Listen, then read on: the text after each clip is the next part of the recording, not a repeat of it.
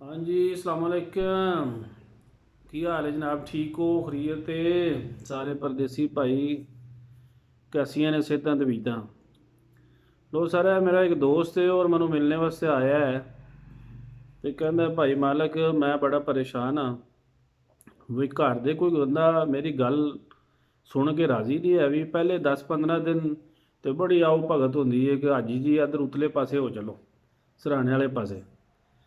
तो बस जिस वे पैसे पूसे बंदा बदली करा लेंदा ना, तो फिर उन्होंने पता लग जाता भी इन्ने कर पैसे ये को है ने।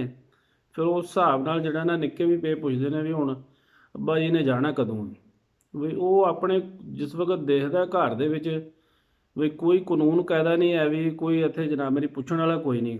वो सवेरे निक्किਆਂ ਨੂੰ भी कहंदा भी उठ जाओ नमाज़ पढ़ने वास्ते। वो रात ਨੂੰ भी जनाब मेरी किधर गए सो तुसीं ते कित्थों आए हो। तो ਉਹਦੇ ਵਿੱਚ ਬੱਚੇ ਚूँकि ਗਿੱਝੇ ਹੁੰਦੇ ਨੇ ਸਾਲਾ ਸਾਲ ਜਨਾਬ ਮੇਰੀ ਬੇਬੇ ਦੀਆਂ ਗੱਲਾਂ ਸੁਣਨੇ ਵਾਸਤੇ ਵੀ ਜਿੰਨਾ ਪੈਸੇ ਆਖਣੇ ਨੇ ਉਹ ਲੱਭ ਜਾਣੇ ਨੇ। ਤੇ ਇਹ ਪਰਦੇਸੀਆਂ ਵਿਚਾਰਿਆਂ ਦੀ ਜਨਾਬ ਮੇਰੀ ਕੋਈ ਨਹੀਂ ਹੱਡੀ। ਜਿਸ ਵਕਤ ਉਹ ਵਾਪਸ ਜਾਂਦੇ ਨੇ ਤੇ ਫਿਰ ਉੱਥੇ 2 ਸਾਲ ਉਹ ਇੱਕੋ ਟਰੋਜ਼ਰ ਵਿੱਚ ਉਹਨਾਂ ਦੀ ਜ਼ਿੰਦਗੀ ਗੁਜ਼ਰ ਜਾਂਦੀ ਹੈ। ਉਹ ਜੁਮੇ ਵਾਲੇ ਦਿਨ ਵਿਚਾਰੇ ਕੋਈ ਕੱਪੜਾ ਲੀੜਾ ਪਾ ਲੈਂਦੇ, ਉਸ ਤੋਂ ਬਾਅਦ ਫਿਰ ਉਸੇ ਵਿੱਚ ਹੀ ਜ਼ਿੰਦਗੀ ਗੁਜ਼ਾਰ ਕੇ ਇੱਕ ਜੁੱਤੀ ਹੁੰਦੀ ਉਹ ਵੀ ਮੰਜੀ ਦੇ ਥੱਲੇ ਰੱਖ ਦਿੰਦੇ। ਉਹ ਆਉਂਦਿਆਂ ਫੇਰ ਪਾ ਲੈਂਦੇ। ਉਹ 2 ਸਾਲਾਂ ਬਾਅਦ ਜੁੱਤੀ ਤੇ ਕੋਈ ਨਹੀਂ ਟੁੱਟਦੀ, ਬਸ ਉਹ ਕਹਿੰਦੇ ਯਾਰ ਲੋਕ ਕਹਿਣਗੇ ਉਹੀ ਪਾ ਕੇ ਆ ਗਿਆ। ਫਿਰ ਉਹ ਫਿਰ 15 ਰੁਪਏ ਦੀ ਲੈ ਲੈਂਦੇ ਨੇ ਉੱਥੋਂ। ਤੇ ਐਸੇ ਤਰ੍ਹਾਂ ਸਾਰੀ ਜ਼ਿੰਦਗੀ ਫਿਰ 10-15 ਸਾਲ ਗੁਜ਼ਰ ਜਾਂਦੇ ਨੇ ਤੇ ਫਿਰ ਉਹ ਬੱਚੇ ਵੱਡੇ ਹੋ ਜਾਂਦੇ। ਉਹ ਫਿਰ ਉਹਨਾਂ ਦੀ ਸ਼ਾਦੀ ਸ਼ੁਦੀ ਕਰ ਲੈਂਦੇ। ਬਸ ਜ਼ਿੰਦਗੀ ਐਸੇ ਤਰ੍ਹਾਂ ਹੀ ਹੈ। ਲੇਕਿਨ ਮੈਂ ਤੇ ਆਪਣੇ ਭਰਾਵਾਂ ਨੂੰ ਇਹ ਹੀ ਮਸ਼ਵਰਾ ਦੇਵਾਂਗਾ ਵੀ ਆਪਣੇ ਮੁਲਕ 'ਚ ਆਵੋ, ਆਪਣੇ ਲੋਕਾਂ 'ਚ ਆਵੋ, ਹੋਰ ਆਪਣੇ ਭੈਣਾਂ ਭਰਾਵਾਂ ਦੇ ਨਾਲ ਮਿਲੋ। ਔਰ ਕੋਈ ਜ਼ਿੰਦਗੀ ਦੀ ਚੱਸ ਤੁਸੀਂ ਵੀ ਲੈ ਲਓ। ਤੁਹਾਨੂੰ ਕੋਈ ਸਜ਼ਾ ਤਾਂ ਨਹੀਂ ਨਾ ਹੈ ਵੀ ਕਿ ਤੁਸੀਂ ਦੁਨੀਆ ਦੇ ਉੱਤੇ ਪਰਦੇਸ ਹੀ ਕੱਟਣ ਵਾਸਤੇ ਆਏ ਹੋ। ਐਸੇ ਤਰ੍ਹਾਂ ਯੂਰਪ ਵਾਲੇ ਨੇ, ਉਹ ਕੋਈ 8 ਸਾਲ ਕੋਈ 7 ਸਾਲ ਬਸ ਉਹ ਪਿੱਛੋਂ ਕੋਠੀ ਪਾਉਣ ਦੇ ਚੱਕਰ 'ਚ ਹੁੰਦੇ ਨੇ। ਕੋਠੀ ਤੇ ਪੈ ਜਾਂਦੀ ਹੈ ਲੇਕਿਨ ਉਹ ਆਪਣਾ ਉਹਨਾਂ ਦਾ ਵੀ ਕੱਖ ਨਹੀਂ ਰਹਿੰਦਾ ਹੈ। ਤੇ ਇਹ ਸਾਰੀ ਦੁਨੀਆ ਦਾ ਕੋਈ ਵੀ ਅੱਜ ਤੋਂ ਪਹਿਲਾਂ ਜਦ ਦੀ ਦੁਨੀਆ ਬਣੀ ਹੈ ਤੁਸੀਂ ਦੇਖ ਲਓ, ਕੋਈ ਵੀ ਬੰਦਾ ਮਾਲ ਨਾਲ ਨਹੀਂ ਲੈ ਕੇ ਗਿਆ। ਤੇ ਬੰਦੇ ਦੇ ਉਮਾਲ ਸਹੀ ਹੋਵਣ, ਬੰਦੇ ਦੀ ਨੀਅਤ ਸਹੀ ਹੋਵੇ ਤੇ ਅੱਲਾਹ ਤਾਲਾ ਥੋੜ੍ਹੀ ਵੀ ਦੇ ਤੇ ਉਹਦੇ 'ਚ ਵੀ ਗੁਜ਼ਾਰਾ ਹੋ ਸਕਦਾ ਹੈ। ਇਸ ਮੁਲਕ ਦੇ ਵਿੱਚ ਇਹ ਮਿੱਟੀ ਬੜੀ ਜ਼ਰਖੇਜ਼ ਹੈ। ਯਕੀਨ ਕਰੋ, ਬੰਦਾ ਕੋਸ਼ਿਸ਼ ਕਰੇ ਜਿਸ ਤਰ੍ਹਾਂ ਤੁਸੀਂ ਉੱਥੇ 8 ਘੰਟੇ 10 ਘੰਟੇ 12 ਘੰਟੇ ਡਿਊਟੀ ਕਰਦੇ ਹੋ ਔਰ ਸੂਲ ਨਾਲ ਜਾਂਦੇ ਹੋ, ਕੋਈ ਛੁੱਟੀ ਨਹੀਂ ਕਰਦੇ। ਤੁਸੀਂ ਅਗਰ ਇਸ ਮੁਲਕ ਦੇ ਵਿੱਚ ਵੀ ਕੰਮ ਕਰੋ ਤੇ ਅਸਮਾਨਾਂ ਵਾਲਾ ਰੱਬ ਬੜੀਆਂ ਹੀ ਮਦਦਾਂ ਕਰਦਾ ਹੈ।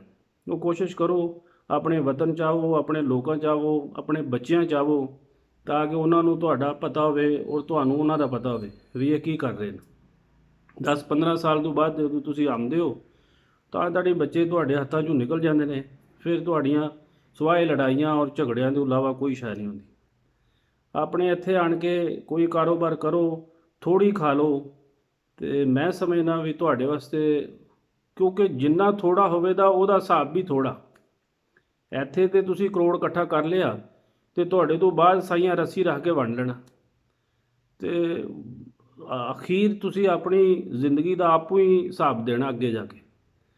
ਤੇ ਮੈਂ ਆਪਣੇ ਭਰਾਵਾਂ ਨੂੰ ਇਹ ਹੀ ਮਸ਼ਵਰਾ ਦੇਵਾਂਗਾ ਵੀ ਉਹ ਭਾਵੇਂ ਅਰਬ 'ਚ ਨੇ ਤੇ ਭਾਵੇਂ ਉਹ ਯੂਰਪ 'ਚ ਨੇ, ਇੱਕ ਟਾਈਮ ਤੱਕ ਜਾਓ। ਦੇਖੋ ਉੱਥੇ ਟ੍ਰੇਨਿੰਗ ਸੈਂਟਰ ਹੈ, ਉੱਥੇ ਅਸੂਲ ਨੇ, ਉੱਥੇ ਕਾਨੂੰਨ ਨੇ, ਉਹ ਸਿੱਖੋ। ਔਰ ਇੱਥੇ ਆਣ ਕੇ ਤੇ ਆਪਣੇ ਮੁਲਕ ਦੇ ਵਿੱਚ ਹਰ ਕਿਸਮ ਦੀਆਂ ਅੱਲਾਹ ਤਾਲਾ ਦੀਆਂ ਇੰਨੀਆਂ ਰੇਲਾਂ ਫੇਲਾਂ ਨੇ ਵੀ ਤੁਸੀਂ ਆਪਣੇ ਟਾਈਮ ਸਿਰ ਕੰਮ ਕਰੋ, ਲੇਕਿਨ ਕਰੋ 30 ਦਿਨ।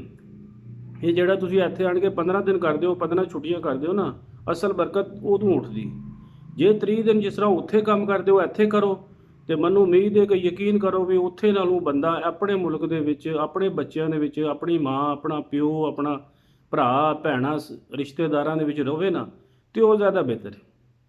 ਤੇ ਲੋ ਅੱਲਾ ਦੇ ਹਵਾਲੇ, ਫਿਰ ਮਿਲਾਂਗੇ ਇਨਸ਼ਾ ਅੱਲਾ। ਵਾਸਲਾਮ।